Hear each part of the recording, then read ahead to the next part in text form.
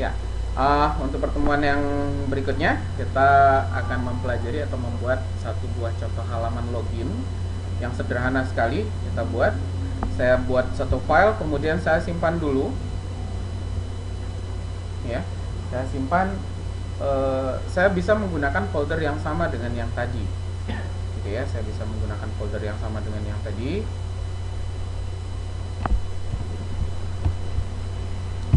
File, kemudian simpan. Namanya adalah login.html. Gitu ya, login.html.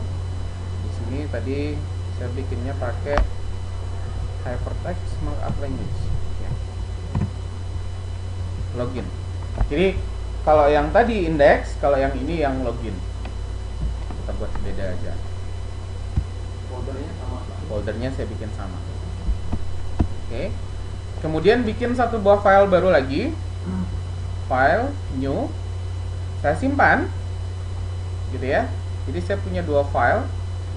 Saya simpan. Namanya adalah style.css. Gitu ya. .css, apa itu .css? Itu adalah cascading style sheet. Jadi di sini ada file cascading style sheet. Gitu ya. Style.css. Jadi saya sekarang sudah punya di satu folder tersebut, saya punya yang HTML dan CSS. Jadi saya punya login HTML, saya punya style.css. Ya. Jadi saya punya login HTML, saya punya style.css. Ya, untuk membuat file atau halaman login sederhana, kita menggunakan HTML dan CSS gitu ya.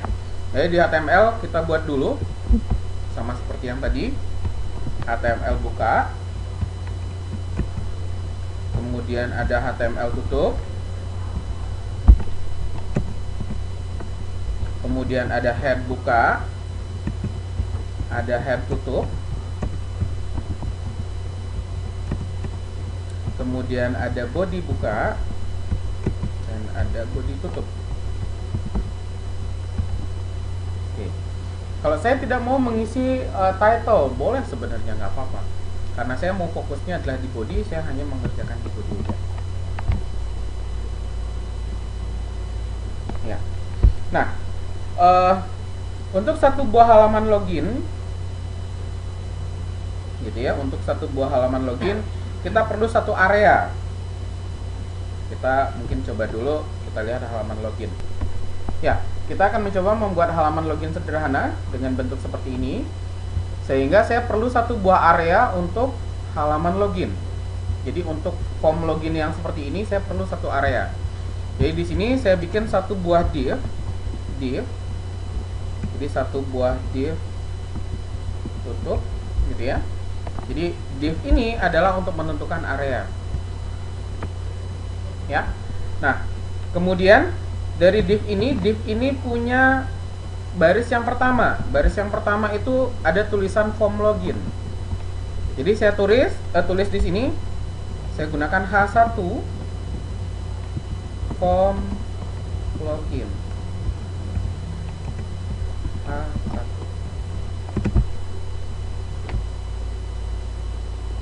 Ya. Form login H1. Nah, kemudian dari form login tersebut di bawahnya kita tidak isi tanggal dan jam. Jadi ada masukkan nama. Gitu ya.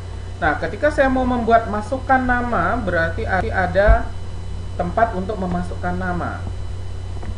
Jadi di sini saya gunakan adalah saya mau memasukkan nama, berarti itu adalah input. Gitu ya, karena dia adalah berupa input form. Kemudian yang mau diinputkan di sana apa? Oh, tipenya itu adalah teks. Tipenya adalah teks. Berarti yang bisa dituliskan di sana itu adalah berupa teks. Namanya atau name-nya itu saya isi namanya adalah username. Kemudian input tutup. Nah, kemudian untuk password bagaimana? Untuk password saya isi juga input lagi. Nah, kalau yang password tipenya bukan teks karena dia bulat-bulat biasanya kan? Berarti tipenya di sini adalah password. Name-nya itu adalah misalkan saya punya password.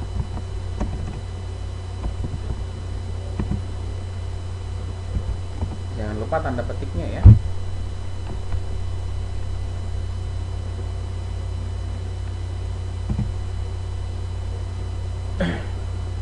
Nah, kemudian setelah saya punya password gitu ya dan username, saya punya tombol. Di sini ada tombol, satu buah tombol namanya adalah login. Saya bikin tombol nih. Tombol itu juga adalah sebuah masukan. Input, type-nya itu bisa jadi untuk tombol tipenya bisa jadi submit, bisa juga tipenya adalah button atau tombol gitu ya. Button itu tombol. Agar ada tulisannya, maka di sini ada tulisan value. Value adalah login.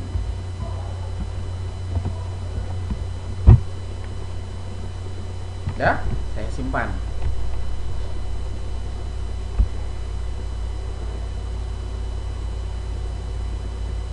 Nah, kalau sudah, ini udah selesai nih, kita bikin formnya. Sekarang kita bermain dengan CSS. Jadi CSS ini akan memposisikan login form itu di mana, nanti username-nya, password-nya, kemudian button-nya di mana. Gitu ya.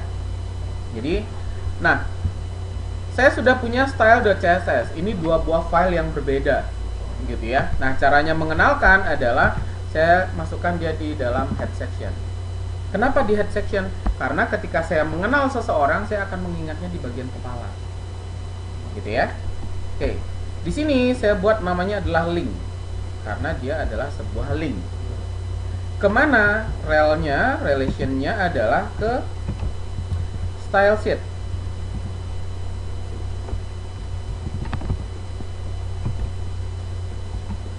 Tipenya itu adalah text/css. Karena yang saya mau linkkan adalah CSS. Hrefnya itu namanya tadi adalah style.css, nama filenya. Udah, kemudian tutup.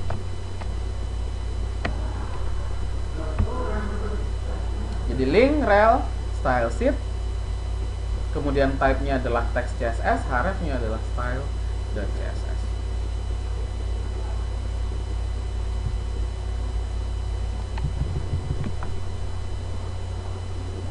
Ya. Nah, kalau sudah, kita coba lihat hasilnya sekarang. Ini kira-kira gimana sih hasil yang saya buat gitu ya. Nah, ini form login. Nah, di sini tempat untuk namanya tadi, yang di sini adalah tempat untuk password. Ini masih berantakan. Ini untuk teksnya, yang ini adalah tipenya yang password. Gitu ya. Jadi di sini adalah bentuknya seperti ini. Rekam ya. Ya. CSS akan menggunakan tanda untuk berinteraksi dengan satu buah web, atau istilah di website namanya selector. Nah, di sini saya menggunakan penanda adalah ID. Oke. Nah, penanda di sini saya bikin ID-nya namanya adalah halaman login. Penanda yang pertama, di mana di div-nya? Kemudian penanda yang kedua itu ada di username. Jadi di sini kalau username itu saya gunakan penandanya namanya class. Oke. Jadi yang di sini penandanya adalah ID, yang di sini penandanya class. Terus bedanya apa? Kalau ID itu nggak mungkin penandanya ada dua, hanya ada satu aja. Kalau class itu bisa lebih dari satu digunakan. Misalkan password nanti menggunakan class juga boleh. Tapi kalau misalkan nanti password menggunakan ID namanya halaman login, itu nggak boleh. Gitu ya. Jadi kita menggunakan class. Misalkan di sini username namanya adalah masukan. gitu ya. Jadi input, kelas, masukkan. Jadi saya punya dua penanda dulu, gitu ya. Penanda yang pertama namanya adalah ID, penanda yang kedua adalah masukan. Di sini adalah sebuah kelas penandanya. Oke, kita masuk di CSS sekarang. Nah, untuk penanda ID di CSS itu dikenal dengan tanda pagar. Namanya tadi adalah halaman login. L-nya huruf besar. Gitu ya. Nah, CSS-nya bagaimana?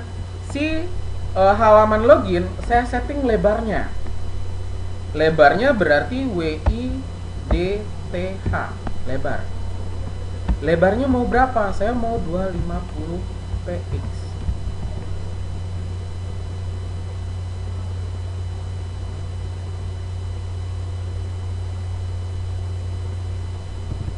Saya masih menggunakan satu buah penanda. Oh, lebarnya 250 px. Saya beri warna latar gitu ya. Warna latar berarti background color. Misalkan warnanya blue.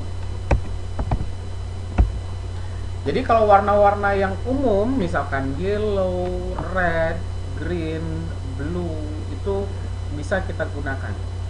Selain nama warna, teman-teman bisa menggunakan heksadesimal. Caranya adalah tanda pagar, ada FF, AA, BB. Jadi dua angka di sini atau dua huruf yang di depan ini bisa 0 sampai F ya. 0 sampai F. Kemudian ini juga 0 sampai F, 0 sampai F gitu ya. Nah, ini disebut sebagai heksadesimal. Mungkin agak-agak susah gitu ya heksadesimal, daripada menggunakan heksadesimal, boleh teman-teman menggunakan nama warna. Kalau sudah nambung dengan heksadesimal boleh. Ini adalah komponen warna red. Yang di tengah dua di sini ini adalah komponen warna green. Yang dua terakhir adalah komponen warna blue. Namanya adalah RGB color. Jadi ya, yang bagi suka desain biasanya tahu RGB color. Red, green, blue. Nilainya adalah 0F, 0F, 0 sampai F gitu ya. Jadi di sini bisa FF 0000. Berarti kalau di sini saya bikinnya adalah FF, kemudian ini adalah 0000, maka F-nya dominan, green-nya tidak ada sama sekali, blue-nya juga tidak ada sama sekali. Jadi di sini adalah red, green, blue. Jadi warna ini adalah warna merah. Karena F ini adalah dominan. Gitu ya. Kalau misalkan saya balik, ini adalah 0, yang ini adalah FF. Maka red, green, blue. Maka ini warnanya adalah hijau. Karena F ini dominan.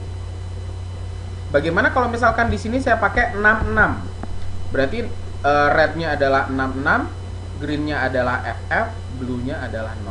Jadi ini adalah perpaduan antara red sama green. Jadi bermain dengan perpaduan warna di sini. Jadi kalau misalkan saya nggak mau, ya udah saya pakai yang lain aja. Boleh pakai green, boleh pakai.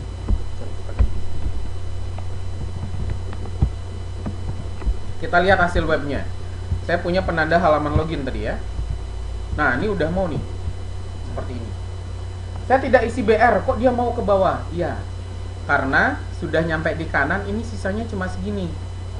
Sedangkan tempat untuk password panjang, makanya dia turun. Itu jawabannya tadi. Selama masih ada space, dia akan tetap menulis di kanannya, tapi kalau space-nya kurang, dia akan bergeser ke bawah. Gitu ya.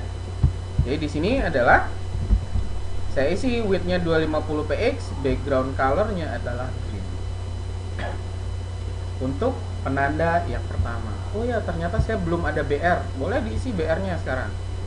Saya tadi lupa gitu ya. Di BR. Kemudian yang di sini juga ada BR. Biar pasti. Gitu ya, biar pasti dia turun ke bawah dan kita juga jelas. Oh ya, sudah. Ini tempat nama, kemudian yang ini tempat password.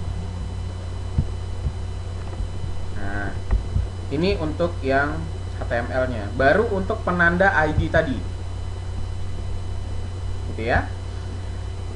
Kemudian kalau misalkan untuk penanda berikutnya adalah kelas. Ini ya, masukan.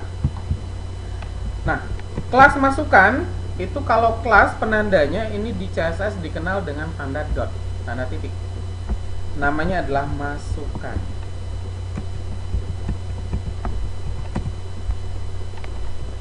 Kalau masukan itu gimana? Oh, masukan itu saya setting tulisannya.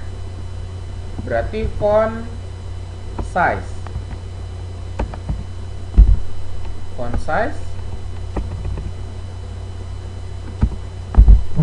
Font size itu misalkan saya gunakan 16 px untuk si masukan. Gitu ya. Nah, kemudian di sini halaman login itu lebarnya 250. Berarti tempat untuk memasukkan tulisan bisa dong menggunakan area selebar itu. Bisa, saya bisa setting width-nya. Saya gunakan adalah 230 misalkan. Karena nggak mungkin dong isi dalemannya lebih besar daripada luarnya. Gitu ya. Jadi makanya saya gunakan 230. Di sini dia lebih kecil. Oke, sekarang kita lihat hasilnya. Yang saya ubah hanya CSS. Saya tidak ada ngotak-ngatik di HTML. Jadi, kalau di website HTML itu fokus ke konten. CSS-nya fokus ke layout. Mau ngatur kanan, kiri, atas, bawah itu ada di CSS. Tapi kalau misalkan, wah ternyata tulisannya ada salah, berarti saya mainnya di HTML. Gitu ya. Mau ganti warna, oh berarti CSS-nya. Gitu. Udah? Nah, ini untuk yang kelas masukan. Saya punya kelas masukan itu hanya pada username. Passwordnya saya coba gunakan yang sama. Kelas masukan. Oh, berarti ini harusnya gayanya atau modelnya sama dengan yang di sini. Gitu ya. Kalau dilihat harusnya sama. Karena yang di sini, oh ini lebih kecil. Sedangkan ini lebih besar. Gitu ya. Karena dia sama-sama kelas masukan, harusnya dia sama. Saya refresh. Maka dia akan sama. Oh, ternyata saya salah. Terlalu besar misalkan tulisannya atau kurang besar malahan. Font size-nya saya ubah. Saya ubah 20 pixel. Karena di sini ada 2 buah penanda kelas masukan, maka keduanya akan berubah. Padahal yang saya ubah cuma 1. Gitu ya. Sehingga di sini saya refresh, ini jadinya lebih gede lagi. Nah, kalau misalkan saya punya lebih dari 1 halaman web, sekarang saya punya home. Ntar lagi saya punya artikel, ntar lagi saya punya about. Di home saya punya tulisan. Di artikel saya punya tulisan juga. Ketika tulisan di home dan di artikel kelasnya sama, saya edit di CSS-nya, maka tulisan di home dan artikel itu langsung berubah. Enaknya menggunakan CSS, saya ngerubah satu, ngerubah semuanya. Tapi kalau misalkan yang di sini tadi model yang tadi, oh di sini font size-nya 25 di home. Di artikel font size-nya 25. Oh ternyata kegedean, saya ubah lagi, jadinya 23. Home saya harus ubah, artikel juga saya harus ubah. 2 kali saya merubah. Kalau di CSS cukup sekali aja saya merubah. Gitu ya. Oke. Nah, kemudian saya sudah punya halaman login, kemudian kelas masukan. Sekarang saya mau buat si halaman login ini dia berada di tengah. Gitu ya. Jadi area ini sekarang nempelnya ke kiri. Saya mau berada di tengah-tengah sini dia. Sesuai dengan contoh yang ada di sini. Dia mau di tengah-tengah. Gitu ya. Nah, otomatis yang saya ubah adalah area ini. Area ini penandanya adalah halaman login tadi, betul ya? Penanda ini yang ada warnanya kan ini ya. Penandanya adalah halaman login. Oh, berarti yang di sini yang saya ubah. Saya mau buat dia di tengah. Berarti saya setting margin. Kalau di Microsoft Word ada margin ya, berarti jarak kanan kiri. Oke, saya setting namanya adalah auto. Jadi dia setting marginnya itu untuk kanan kirinya otomatis. Seberapapun lebarnya, saya mau dia di tengah-tengah, maka marginnya adalah auto. Sehingga ketika di refresh jadinya seperti ini.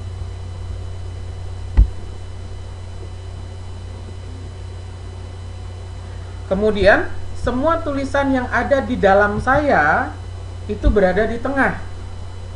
Kalau di Microsoft Word namanya apa kalau misalkan mau tengah? Center, text align gitu ya. Iya, align-nya. Kalau Microsoft Word namanya align. Kalau di sini di halaman login kita isi text align itu sama dengan center. Konsepnya sama, kita menggunakan bahasa Inggris dan kita udah belajar Microsoft Word, sudah bisa, udah selesai. Kemudian mau bikin lengkung-lengkung nih, pojok-pojoknya. Pojok-pojok itu bahasa Inggris namanya border. Gitu ya. Kalau melengkung biasanya dia ada radiusnya. Jari-jarinya berapa gitu ya.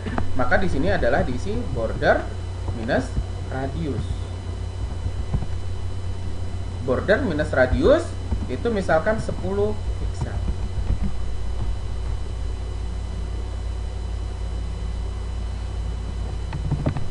Border radius 10 piksel sehingga hasilnya jadinya seperti ini. Kalau saya refresh, ini jadinya lengkung.